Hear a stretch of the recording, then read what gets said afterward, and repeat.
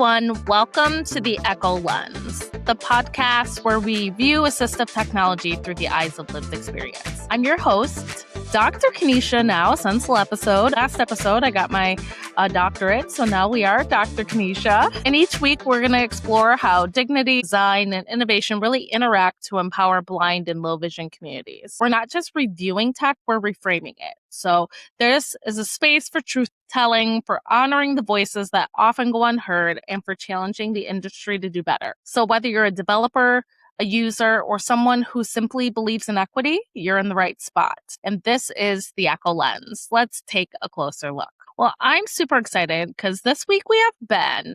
And I came across Ben on social media, probably one of the groups or something that we're in. And Ben reached out to the EKO Lens and was like, I would really love to be a guest on your show. So I got to talking to Ben. And Ben has done some super awesome stuff in the community. So he is a Ghanaian Canadian multidisciplinary thought leader, a digital creator, an entertainer, and an advocate who's living with retinitis pigmentosa. So his work really lives at the intersection of music and storytelling and culture, identity and social impact, all of the things I'm always talking about and living on my end too, and really shaped by his lived experience as a Black man navigating disability and creativity. So Ben is the founder of Brightside Scope. Brightside Scope is a platform that's dedicated to empowering racialized individuals and peoples with disability as well, amplifying marginalized voices through public speaking, digital creation, consulting, workshops, and media appearances. Ben, welcome to the area of having a social work background, because I feel like so many of us on this platform who are dealing with a disability went into social work. So Ben has a social work background, Bachelor of Social Work, Masters of Social Work, and really brings back that professional insight and lived experience to his work. He's an active member of the National Black Disability Coalition and contributes to a National Disability Initiative Committee. So this committee really helps shape conversations and advocacy efforts at a broader systemic level. Ben, you're also the founder of a Black blind men's group. So you create space for community, connection, and shared lived experiences. So I'm super excited to have you on the podcast, Ben. Your bio is very impressive, and we are super excited to learn a little bit from you today. Absolutely. And I hope that I live up to my bio today. No pressure. I am making like these expectations, but thank you, Dr. Kanisha, for having me today. I love the ring of that. I'm excited for you. Thank you so much. Yes, thank you so much for having me today. And would you like me to share a little bit of my story, I guess? Yeah, so I would first love to hear a little bit of your story, and I would love to hear a little bit about your personal journey and your connection to the blind and low vision community. Absolutely. And I always compare it to a roller coaster, like the ups, the downs, the rounds, the loops, because I actually I was diagnosed with retinitis pigmentosa at 2 years old. So with that said, I had the genetic eye condition, but to be honest, I didn't really even identify with being blind or even low vision. I did utilize the services. I did utilize some of the technology growing up, but it was something where I just couldn't convince myself that, I belong to the blind low vision community. Yeah. So a lot of the times, especially growing up in school, I refused to use my technology. I did not know anybody else who was low vision. Maybe when I went to camp a couple of times, I met a couple of people, but it just didn't go into my brain. I like to call it, you remember Scooby-Doo? When people would be like, oh, it's a dog. And Scooby would be like, where? Like, what dog? So that's exactly how it was. People would be like, "Oh, you're low vision, you're blind." I'd be like, "Where? What are you talking about? Me?" Like, I That's just really caught interesting. Yeah. So you knew that you had low vision and blindness, but you chose to identify not to have it almost. Like, do you think that it was that you didn't want to be real, Or that was your family educated on the topic? Like, did they understand what that meant? Good question. Basically, coming from Ghanaian parents. So my parents were born in Kumasi, Ghana, and um, they came to Canada just before I was born. They lived in Europe before that, but came to Canada just before I was born for a family, because back at home, even with my culture of Ghanaian culture, a lot of things are black and white. Like you're either blind or Mm-hmm. you're not, right? Like what is going on? How's he catching a football? Or how's he throwing a basketball? Or how's he running around like a chicken with his head cut off? And you're telling us that he can't see. So it was very confusing. And just like any parent, no one's expecting the kid to have a disability. And a lot of parents are not prepared for it, right? So even with that said, I was never really educated. I was handed a cane and I did use the services, but it was just like I refused to really accept it. I was in denial. And I think at one point my family was in denial because we Yeah. never speak about it, right? And anytime I would make a mistake, they'd be like, you're tired. So with that in my mind, like I hated being different. And then even add this layer, Kanisha, and this is something you probably understand as well, is the fact that, as a black man, like to be like, "Oh, I'm blind," you know what I mean? And to have that Mm-hmm. vulnerability of having a disability, because you always have that layer of ignorance or you have that layer that you can't comprehend, and then add disability onto that. So it just makes it me as a person extra insecure. You know what I mean? Yeah, yeah. So it sounds like your family didn't really accept a little bit that blindness is a spectrum, that it Mhm. isn't just black and white, right? That there's all different types of blindness, and you can have this much vision at this time and a different amount of vision at another time. Okay. Very Mhm. interesting. Very interesting. For those who don't know, I think we've had a couple of guests who have had retinitis pigmentosa, but retinitis pigmentosa pretty much eats away at your retina, right? And leaves you with central vision. So what vision do you currently have? So right now I'm a cane user and a screen reader user. So Mm-hmm. basically I can still see, but as the years gone on, it is a little bit foggy. Yeah. Sometimes there's distortions in front of my eyes, but for the most part, I could see like outlines of people. Sometimes if it's a good day, I could see faces and noses and a Mm-hmm. little bit of people's mouths. If I put my palm in the right setting of light, I could see like the lines in my palms. Yeah. So even with that said, like growing up, it was night blindness, a lot of night Yeah. blindness. It'd have to be certain amount of light for me to be able to see properly. And then distance, you could throw out the window. I can't see past Oh my like I goodness. Yeah. e- Yeah. My distance is awful as well. exactly. No, no. Interesting. And another thing I was going to ask too is, because that changed over time, right?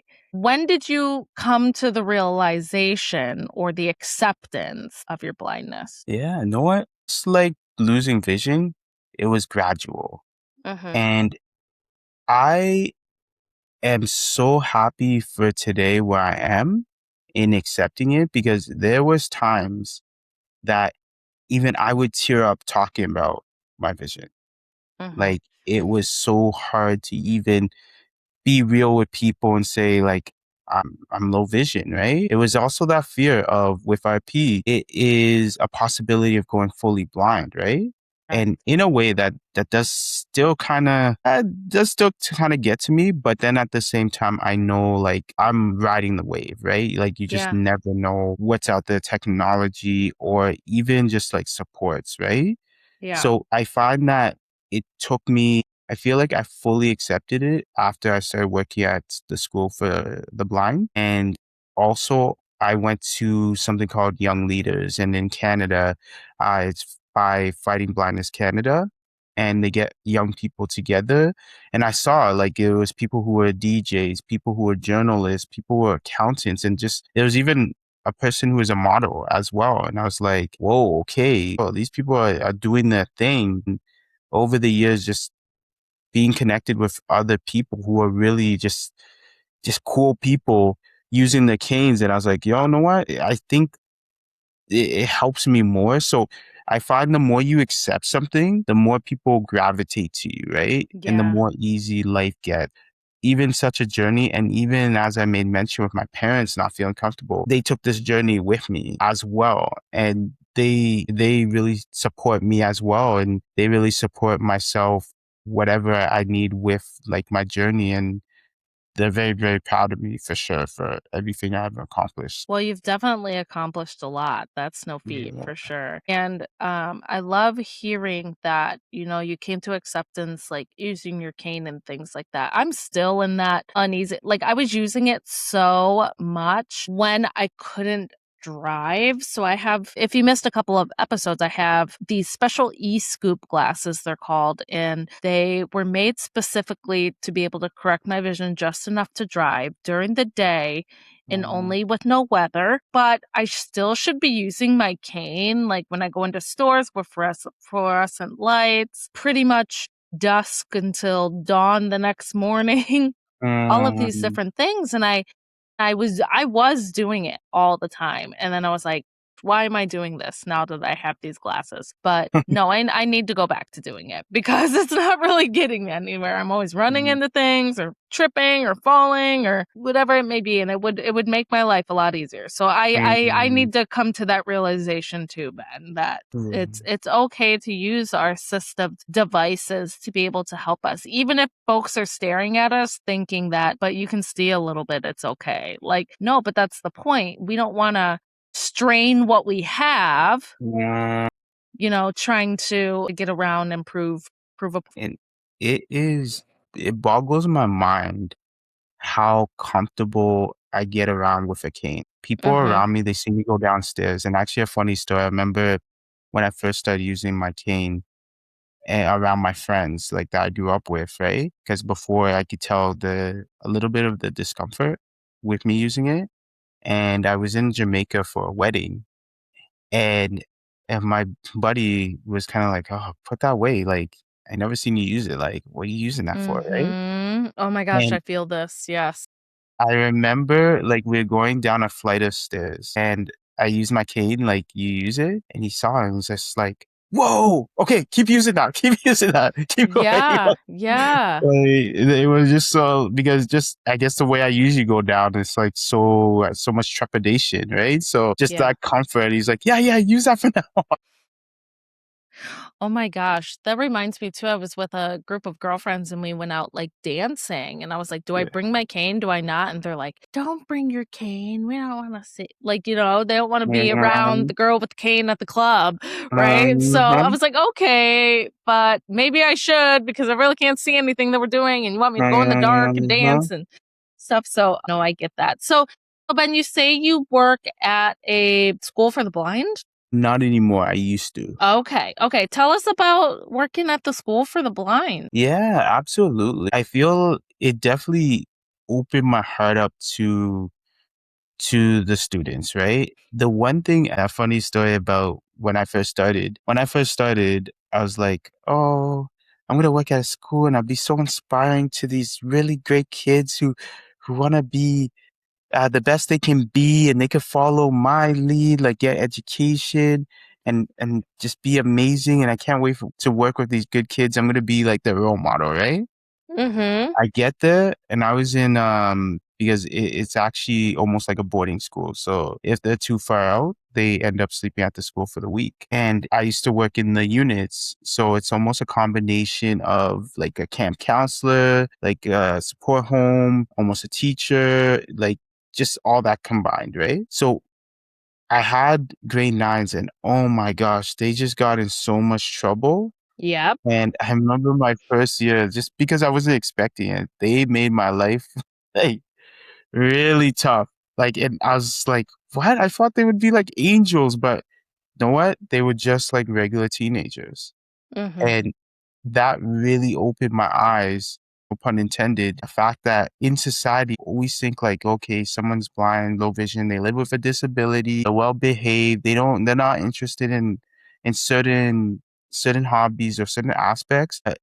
No, it's just like any other kid. Just you have low vision blindness attached to you, right? And Yeah. even like just growing up, I felt that I had to disassociate blindness to have other hobbies or to make a statement to others that I have other interests, right? Yeah. So it really opened my eyes to it. I had a blast, some great skills, and some great connections. And it's almost like, it's weird because sometimes I see my students all grown up and I'm like, damn, I think I'm getting older. And like, how you have a mustache now, a beard? What's going on, man? Jeez. Ben, I want to talk a little bit about technology from your perspective of lived experience in everyday Mhm. life. And I would love to know, because you did talk about how when you were younger that you would use the services and maybe use the devices that were given to you, things like that. But what is one assistive tool now that like has made this meaningful difference in your life and in your work? Something that like you really depend on besides your cane. Am I allowed to Mm. say like mobile apps or do I have to? Yeah, Ah, absolutely. okay. Yep. So I feel like the safe answer, the most diplomatic answer to say is Jaws. But you know what? Okay. That's a boring answer. That's a boring. Oh, but Yeah. boring. Hey, it's not boring. I Nah, use Fusion, which is JAWS and the zooming together. So I get yeah, it. yeah. You know what? Jaws, I feel like is the default. But you know what? I will say like Be My Eyes and Ira, and I'll group them all Okay. together. And it just feels like I'm 30. Actually, I just turned 38. I almost said 37. Yeah, you just had a birthday. Happy birthday. Yeah, thank you, thank you, thank you. So I am 38, and Mm-hmm. I remember even like growing up and just imagine, wouldn't it be cool to like, here's me at Winners and just be like, I want to read the tags, right? And I used to have like this manual magnifier that I'd read the Mm-hmm. tags with or when I was working at Winners or when I was working at the movie theaters. And it's so mind blowing that now you have just an app, you call someone almost like a FaceTime, boom, they help you out with a quick task. Same with Yeah. Ira. And even like, okay, I'm cheating now because I'm going to bring out other apps, like even things like Orion, where you drop something on the floor and you just type it in, search for this, and then scan, and it helps you find it. As growing up, so many times where I drop a lip chop and I'll be like, yep, it's gone to the abyss. I'm not even going to try. Or drop Yeah. like coins or an earring or like a ring or something. And it's just like, it's gone to the abyss. Why am I going to try to go down and find it? And at the time, not being a cane user, people be like, what's wrong with this guy? Like, it's right there, you know? Yeah. Have you got to try PickyBot yet? Pixie Bot. Mm-hmm. Yeah. Oh, Yeah. so good. So Martine is one of our partners for the Ecovision Foundation, and he really introduced us to PickyBot. And yeah, we love it. And Martine loves when he hears that folks are using it. That is lit. So hold on. Is it Picky Bot or Pixie Bot? So he Eh, said it's PickyBot. Oh, so I've been calling Pixie. Yes. Yo, He I'm said gonna it was blame. something else actually, but if you listen to back to episode 2, I think, Yeah. but the voiceover calls it PickyBot. So that's what we go with, Though it's funny, PickyBot. my voiceover calls it Pixie Bot. Interesting. Yeah, so I'm blaming on my voiceover. That's not my fault. I'm not ignorant. It's all my voiceover's fault. That's really interesting, Martine, if you're listening. It's the voiceovers and that folks are using around the world are calling it different. That's really quite interesting. So, Mm, okay, so you're using those every day right now, right? yeah.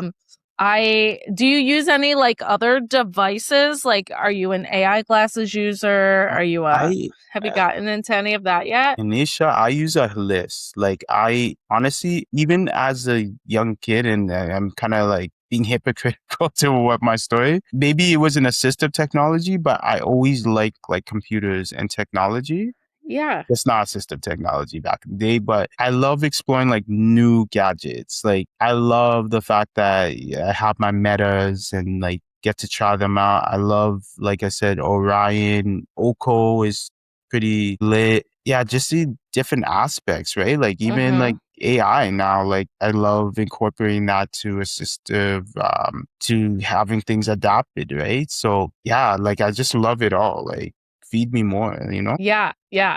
I'm definitely learning how to use it better. I just got a pair of AI glasses. I got Meta, like Meta Gen 2. I haven't really been able to use them yet because I can't see out of them, which I know that blind folks do use it. That's the reason why, but I still have a little bit of vision, so I'm trying to get my script put in there. So I just turned that in last week to be able to wait for my script to get in, but I'm hoping that I can try it out more in the next couple of weeks. Well, this is really awesome. So is there something like a technology that if you could like redesign a product or make an everyday product to make it more accessible, what do you think you would change, or what is missing from the blind and low vision community? Okay, so let me roll out my receipt list of what we should do. Something I would really like is, this is just coming to my mind first. I actually bought a gimbal, and it's a Flow A gimbal, and What's that? so basically you put your phone on it, and it's like a selfie stick plus plus a tripod, Okay. and with that it follows you, right? So when you're moving around, you're always in frame. And Okay. what I really Like the top moves, or like it rolls around if the you're top walking? moves, so where you're on, Okay. it moves around, it moves like moves with you, right? Side to side. Okay. Okay. So I found with it, I actually saw it on, I don't those shout outs to Serena, Blindy Girl. I don't know if she was ever on an episode, Yeah. but I saw it from Blindy Girl, and I got it. It it is a lot to, I don't know, it's a lot to figure out. And I really wish it was just turn on and you're good to go, right? So I almost feel like it would be nice to have something like that. You turn on, it follows you around. And the one thing I find when it comes to like technology and gadgets, having that understanding from technical support on like, okay, I can't see it. They're like, go look at the red button, right? So something like that where you have like a selfie stick gimbal that you turn on, boom, it just follows you. You sync it, boom. Another thing that it would be pretty cool, and I think it's out there, but I wish it was more developed, where it would be a cane that like can sort of guide you, right? Yeah. Like Gently. almost like an AI cane. I think we've talked a Yeah. little bit. Yeah. Like almost like Gen 2 meta AI cane. I don't know. Yeah. Wouldn't that be awesome? That would be amazing. And know what? Even with that said, like they do have, I think it's the Glide, and but the problem is, it looks like to me, it looks like when I remember those kids with the push vacuums with the little Yes. popper in it. Yep. The little pop. Yes. The little Yeah, ball popper. yeah. It just looks too abrasive. People are like, oh, look at Ben taking his vacuum cleaner for a walk, you know? Yes. So Understandable.